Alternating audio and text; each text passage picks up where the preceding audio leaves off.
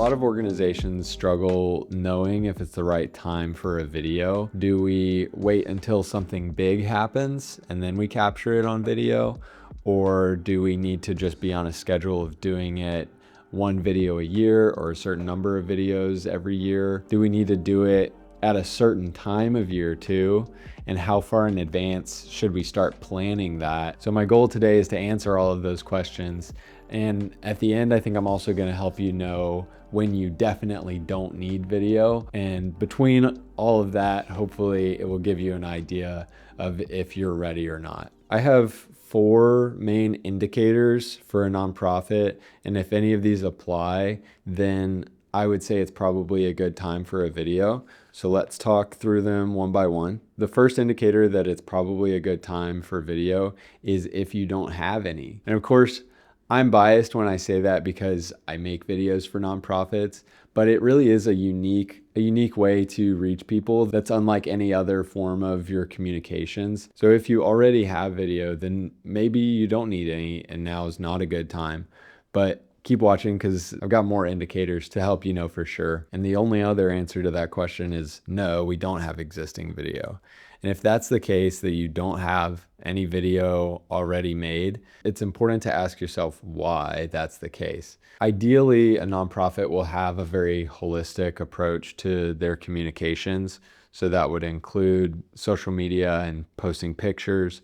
That would include maybe a blog that you update every so often with longer stories, and then an email newsletter where you can reach out to people that way, and then video where you can show the stories rather than just telling about them. So if the answer is no, you don't have existing video, then likely that's a missing part of your communications, and it's a gap or an opportunity for you to engage with your current audience better and also to engage with a potentially new audience. Video does this really special thing where it's able to show a story rather than just telling a story. It allows a deeper connection to that work and to that impact for your audience. I would also say that a really underrated factor about video is that it doesn't matter whether you've had a good night's sleep or if you've had your coffee today or if you're in a good mood.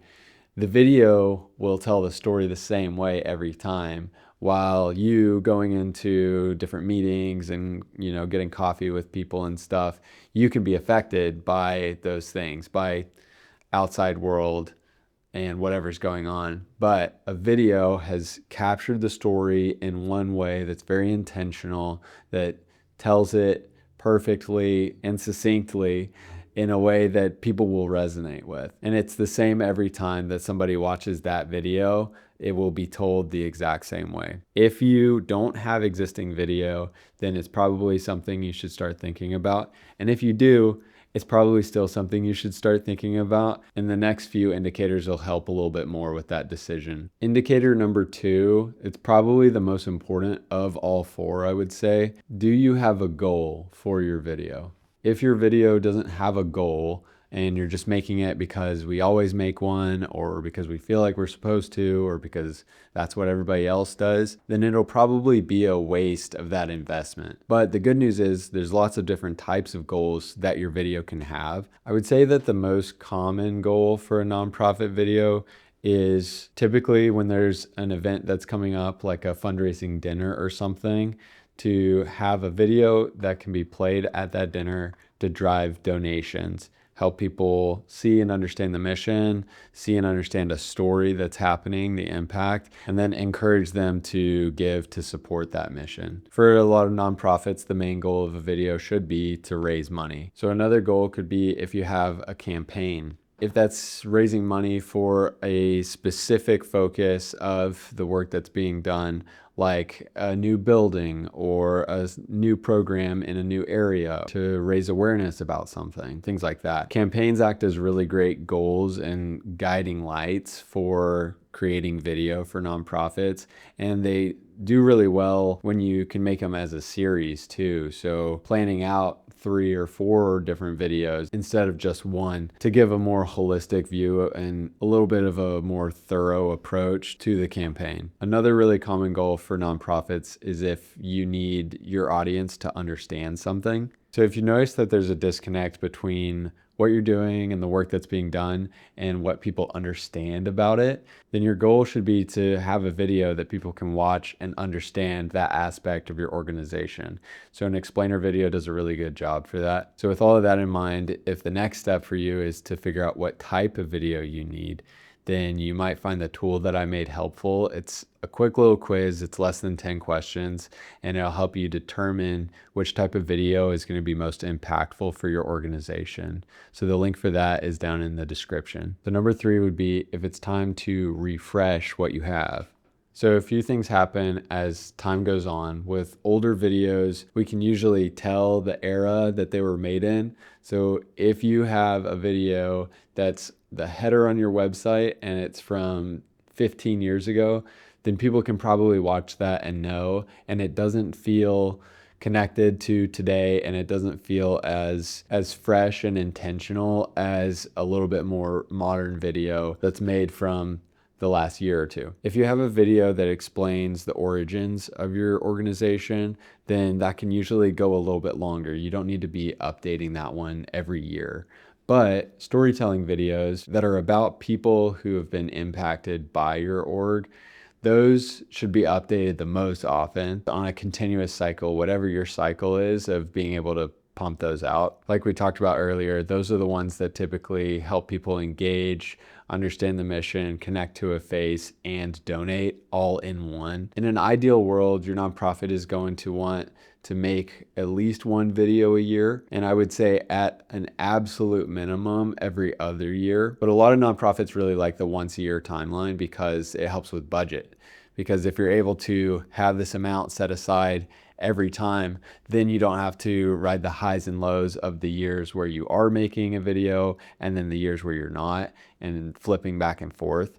So being able to have that set aside is honestly easier, simpler, and more streamlined. And again, my perspective is biased because I do make videos for nonprofits, but I would say that most organizations probably can get away with one video a year as long as it's done really intentionally and really well crafted and rolled out with a strategy where it reaches the biggest audience that it can. But then on the other end of that spectrum, how much is too much? Is there too much?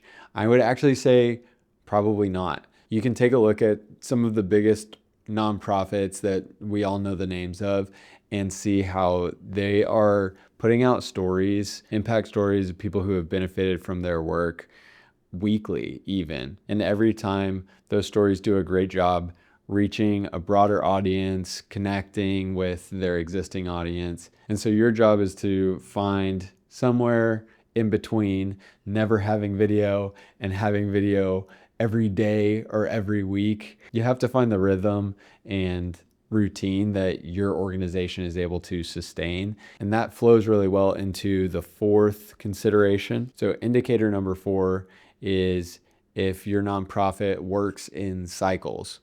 So this is not going to be every organization, but a lot of nonprofits operate on an annual basis or on a semester basis, where the work that they're doing is with a specific group for a specific amount of time, and then they continue on to the next one and the next one. So for organizations that are running through a consistent pattern of groups of people that you're working with, after each cycle is a really great time to consider doing video. And it just depends how long those cycles are, how many people are involved with each one. If it's something like the semesters of the school year, where your organization is teaching a kind of class or a curriculum and it goes for 3 or 4 months at a time, then what probably will work best from a communications and storytelling standpoint is to have a regular rhythm within that where you're capturing video.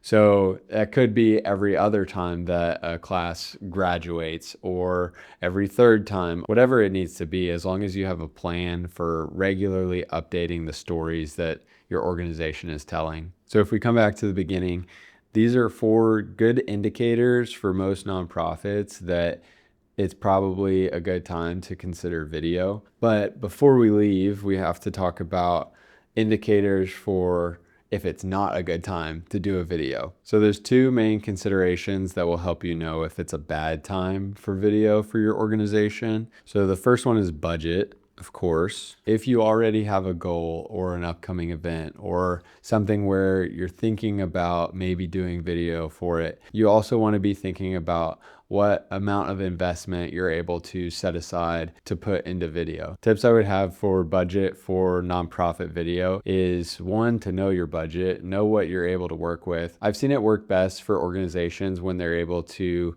dedicate a specific amount each year towards video. And if you don't know your budget or don't have a budget set, or you just know that there is an event sometime next year, but we haven't planned out all of the details yet, you can still get in contact with the person that you want to make your video. Speaking from my own experience, I really enjoy working with a lot of organizations in the fall to plan for the videos that we'll make next year, maybe even in the summer or the fall of next year.